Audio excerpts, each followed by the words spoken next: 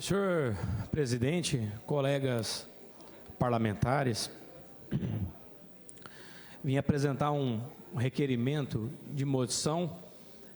apresentar essa moção à mesa diretora aos colegas. Mas antes de anunciar, presidente, gostaria de comunicar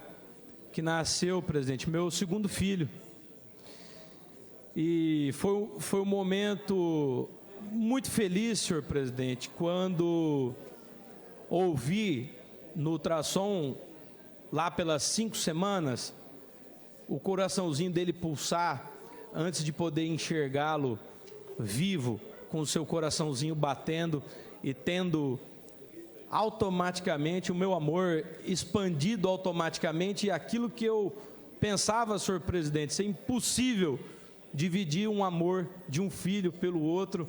eu entendi ali humildemente que não há divisão, multiplica no mesmo momento.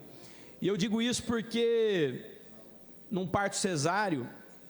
podem ocorrer alguns obstáculos. Conversei com Renato ali há pouco, ali atrás, e desses obstáculos que acontecem, senhor presidente, a gente fica torcendo para que o resultado sempre seja alegria e vida. E digo isso para poder pegar um pouco emprestado essa emoção, esse sentimento que este parlamentar vivenciou com o nascimento do seu segundo filho, e apresentar uma moção ao Conselho Federal de Medicina, senhor presidente, na pessoa do também presidente José Irã da Silva Galo, que editou no dia 21 de março a resolução 2378,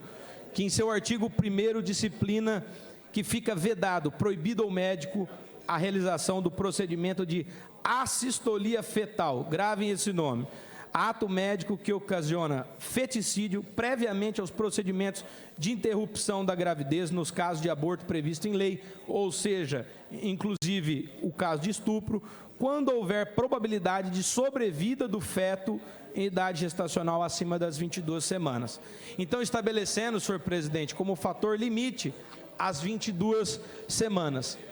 Para todos aqueles que estão nos assistindo e querem entender no que consiste esse procedimento de assistolia fetal, realiza os médicos a introdução, senhor presidente, de cloreto de potássio diretamente no coraçãozinho do nascituro, causando a sua parada cardíaca. E esse procedimento está sendo propositalmente introduzido para facilitar, senhor presidente, a prática do aborto entre o 5º e o 9º mês de gestação. Porque se não fosse a introdução dessa injeção no coração desses bebês, eles nasceriam vivos e eles teriam que ser mortos fora do útero. Então aí nós estaríamos dizendo a prática extrema de assassinato. Então um procedimento que seria e que é traumático, inclusive para os profissionais da área de saúde que se dispõem a trabalhar com aborto. Recentemente, contrariando as normas técnicas, o Ministério da Saúde, o Ministério Público tem insistido que o Código Penal, senhor presidente, de 1940, ao não punir o aborto em caso de estupro, não teve intenção de impor qualquer limite, uma vez que no artigo 128, que dispõe sobre o tema, não tem aberta, aliás, fechada, uma determinação.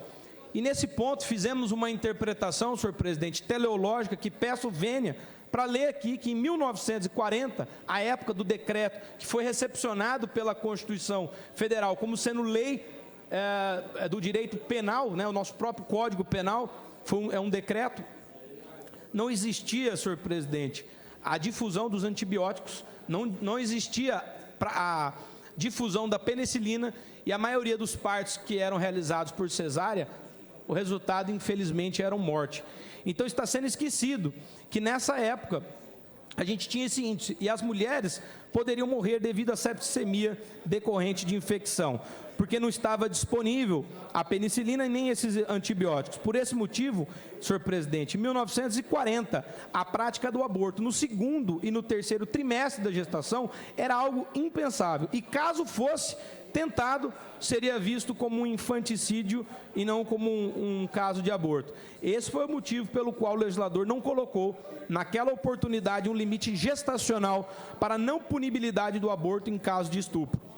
legisla-se sobre realidades, não sobre hipóteses reconhecidamente impossíveis. Então, era o que a gente tinha na época. Então, peço a Vênias aqui para apresentar essa moção ao Conselho Federal de Medicina, que entende isso, que legisla dentro da sua competência, estabelece o que é aos médicos, aos seus profissionais, instrumentadores, um limite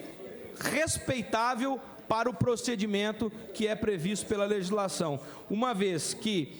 o Conselho Federal de Medicina reconhece o direito à vida inerente a si mesmo, a todo ser humano, conforme a Declaração Universal dos Direitos Humanos, do qual o Brasil é signatário e tem força de lei na nossa Constituição Federal, onde, no seu artigo 3º, senhor presidente, coloca que todo ser humano tem direito à vida. Então, apresento emocionado essa moção do Conselho Federal de Medicina, que vai nos ajudar, senhor presidente, a salvar muitas vidas inocentes nesse país. Desculpa me estender, presidente, mas é que a explicação se fazia necessária e pertinente à matéria. Obrigado.